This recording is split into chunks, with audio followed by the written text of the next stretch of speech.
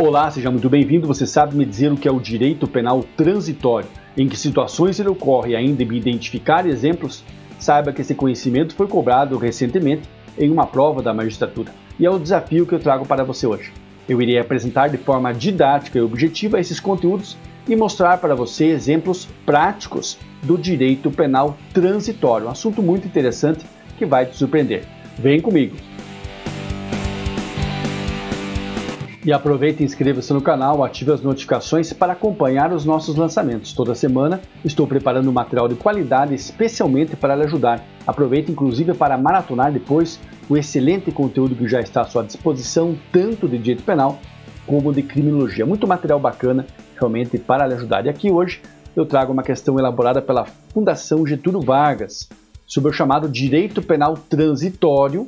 Houve quebra do princípio da continuidade normativa típica com a consequência de abolício crimes por meio da revogação de um tipo penal em caso de 2 pontos. E a banca nos apresenta 5 situações que nós iremos analisar todas elas com você. Olha que interessante, este enunciado causou uma certa perplexidade de vários alunos porque esta expressão direito penal transitório não é amplamente utilizada. Por isso, inclusive, a banca coloca entre aspas, direito penal transitório. E é interessante destacar aqui a presença de outros elementos. Eu até sempre falo, antes de você já ir direto para as alternativas, volte, leia com calma, separe os elementos para compreender melhor o que a banca está cobrando, o que o enunciado exige. Isso é bem importante. Aqui nós temos o princípio da continuidade normativo típica. Muitos alunos desconhecem a situação. E já na sequência, a abolício crimes. A abolício crimes é uma importante causa de extinção de punibilidade, talvez dentre as causas de extinção de punibilidade seja uma das mais lembradas. Por isso eu vou começar com elas. É importante entendermos quais são essas situações para melhor visualizarmos o direito penal transitório. Olhe bem, na abolício crimes o que nós temos? Primeiro, uma lei criminalizando uma conduta e posteriormente uma lei descriminalizando esta conduta. Nós não temos muitos exemplos de abolício crimes porque, como regra, o que verificamos é a proliferação de tipos penais, o expansionismo penal. Mas aqui um exemplo que eu trago é o adultério. Até 2005, o adultério era um crime. Em 2005, então, com uma micro-reforma ocorrida nos então chamados crimes contra os costumes, esta conduta deixou de ser um crime. Ainda é um ato ilícito, não quer dizer que o adultério seja permitido, ele é um ato ilícito, mas gera consequências apenas na esfera civil. Foi descriminalizado. Por isso, ocorreu a extinção da punibilidade.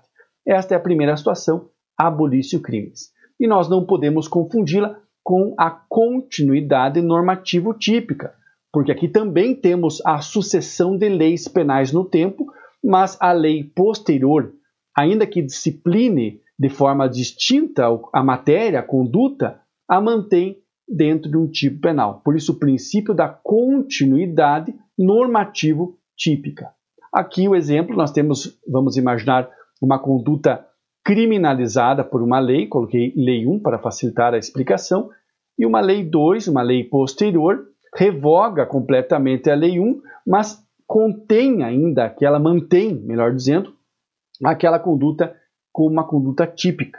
Aqui, ainda que seja uma outra lei, um outro artigo, um outro dispositivo legal, mas a tipicidade é mantida, por isso, continuidade normativo típica. E o exemplo que eu trago ocorreu com o atentado violento ao pudor. Se você for à lei que revogou o artigo 214, nós temos aqui uma situação interessante, porque até então a previsão era, no crime de estupro, 213, apenas trabalhar com a conjunção carnal, e os atos libidinosos diversos da conjunção carnal que fossem obtidos mediante violência ou grave ameaça eram criminalizados, eram enquadrados dentro do artigo 214. Nós tivemos uma lei posterior que revogou o 214, mas que manteve as condutas, os atos libidinosos diversos da conjunção carnal dentro de um tipo penal. Elas migraram do 214 para o próprio 213.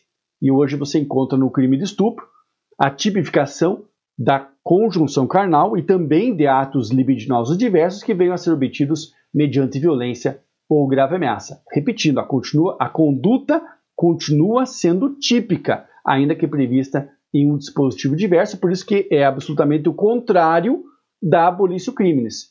A semelhança é que nós temos o quê? A sucessão de leis penais, uma lei posterior disciplinando a matéria de modo distinto e revogando, alterando a lei anterior. Esta é a semelhança. E voltando agora, compreendendo esses institutos, voltando ao enunciado, o que nós temos aqui são exemplos, são situações que nós iremos estudar cada uma delas com vocês. Olha que legal.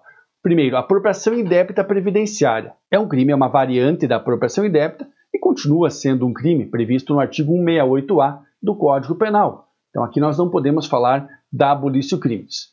Na sequência, os crimes contra a honra praticados por meio da lei de imprensa. Aqui a banca utilizou dando uma certa malícia, porque ocorreu realmente a revogação da lei de imprensa, entendendo-se que a lei de imprensa não foi recepcionada pela ordem jurídica inaugurada pela Constituição de 88. Então nós temos realmente, foi afastada a lei de imprensa, e que lá eram previstos crimes contra a honra. Mas nós não podemos dizer em abolitio criminis, porque ainda que eu não possa aplicar a lei de imprensa, nós ainda temos dentro da lei comum, dentro do Código Penal, a previsão dos crimes contra a honra. O crime contra a honra praticado por meio da imprensa não responde mais segundo a lei de imprensa, mas será agora enquadrado no Código Penal. Então não podemos falar em abolitio criminis nessa situação. Letra C, o rapto violento ou mediante fraude. Eu gostei muito dessa questão, porque ela resgatou um crime que existia antigamente e que muitos alunos, pelo menos quem estudou nos últimos 10 anos, desconhece o crime de rapto. Sim, nós tivemos até 2005 também a previsão tanto do rapto violento ou mediante fraude, que era previsto então no artigo 219, como também a previsão do rapto consensual, que estava no artigo 220. E esses artigos foram revogados, olhem bem, revogados pela Lei 11.106 de 2005. No caso do rapto consensual, nós verificamos a abolitio criminis. O rapto consensual foi retirado do Código Penal e não foi inserido em outro artigo, foi retirado do 220 e não foi inserido em outro artigo, em outra lei especial. Mas, quando nós falamos do artigo 219, ainda que ele tenha sido revogado em 2005, esta mesma lei inseriu no artigo 148, parágrafo 1º, o inciso 5º, que dispõe da mesma conduta.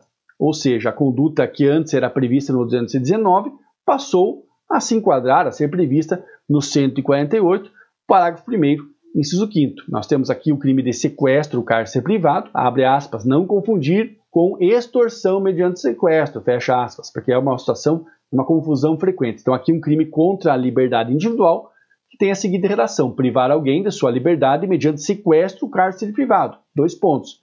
Aí nós temos uma hipótese de uma qualificadora, um aumento dos limites típicos, prevista no parágrafo 1º, a pena de reclusão de 2 a 5 anos, e foi inserido ali o inciso 5º. Seu crime é praticado com fins libidinosos, que é justamente a situação prevista, a conduta que era prevista e repudiada no artigo 219. Então, o rapto violento ou mediante fraude não é um exemplo de abolitio criminis, mas sim do princípio da continuidade normativo típica. Na sequência, crimes contra a propriedade industrial.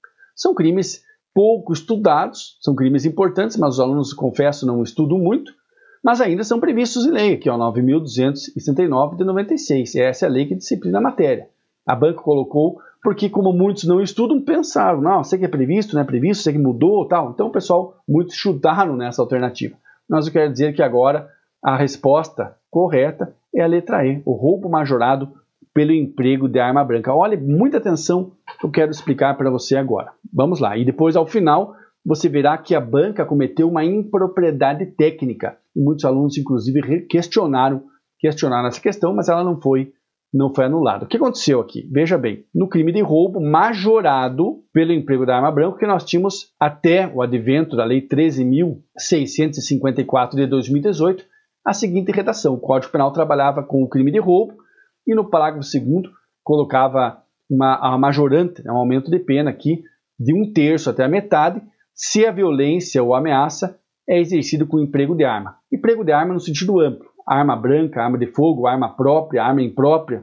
E a Lei 13.654 revogou este dispositivo, deixando de prever uma majorante para arma branca, e especificou apenas conforme a redação do parágrafo 2A, o aumento da pena de 2/3 para o emprego de arma de fogo, de tal forma que o crime de roubo praticado com o emprego de uma arma branca, claro, continuava sendo um crime, mas levaria a incidência apenas do caput e não mais da causa de aumento que era prevista no parágrafo 2º. Ocorre que, posteriormente, com o pacote anticrime, já na sequência, em 2019, nós tivemos a inclusão, ou seja, o retorno da majorante para a utilização da arma branca no crime de roubo. Então nós tivemos agora a previsão, ainda continua, claro, revogado o inciso 1º, que nós tínhamos antes, né? Não se fala mais no sentido amplo de arma, mas foi a inclusão do inciso 7º que levou ao retorno desta majorante. Então a pena aumentada de 1/3 até a metade se a violência ou grave ameaça é exercida com o emprego de arma branca.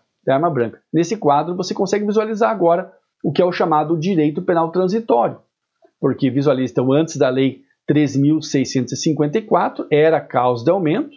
Neste período aqui em que a lei 3.654 estava vigente, né, deixou de ser uma causa de aumento e depois, com o pacote anticrime, voltou a ser uma causa de aumento, voltou a ser uma majorante. De tal forma, então, que esta é a situação que nós temos em nosso enunciado. Eu espero que você tenha compreendido o que é o direito penal transitório, mas fique atento porque eu tenho uma observação final para trazer. A rigor, não ocorreu abolício crimes.